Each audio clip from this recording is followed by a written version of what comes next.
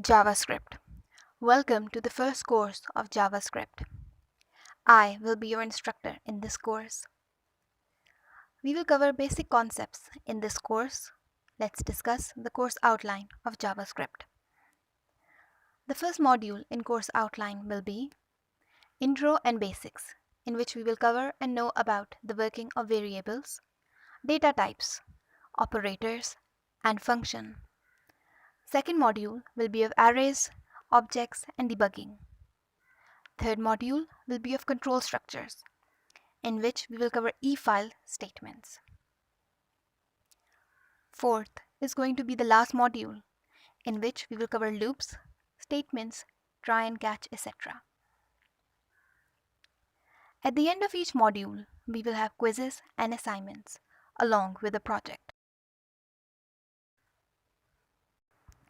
Let's see, what is JavaScript? JavaScript is an open source and client scripting language which supports all browsers. It is used to help us in interaction of user with the web page. With the help of examples, it will be clearer. There is one concept that Java and JavaScript are one language, or Java is one of its type.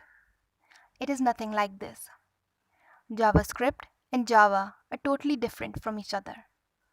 Their coding structure, syntax is different. JavaScript is 3 languages, which will be covered while learning about JavaScript. First is HTML, which defines content of web pages. CSS specifies the layout of web pages, such as styling. JavaScript, which tells us about the behavior of web pages. Here I want to clear one thing. The person who takes the course of JavaScript must have at least a basic knowledge of HTML and CSS, if not advanced. Let's see how the web pages work. There is one example of it. What happens if the user comes and interacts with any client-side browser? For example, you are a user and you have hit client-side browser or have interacted there. So what happens? The client has requested server. The server has given response of HTML pages.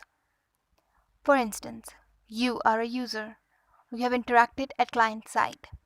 You have to do some shopping and have put URL of any site. Let's take for example Daraz. You have requested the server and the server has given response at once. The opened HTML website is server's response. The user will click on any button. You are a user. You have clicked on any button and the shopping list appeared. What does JavaScript do here? JavaScript makes the application reactive. What does reactive mean?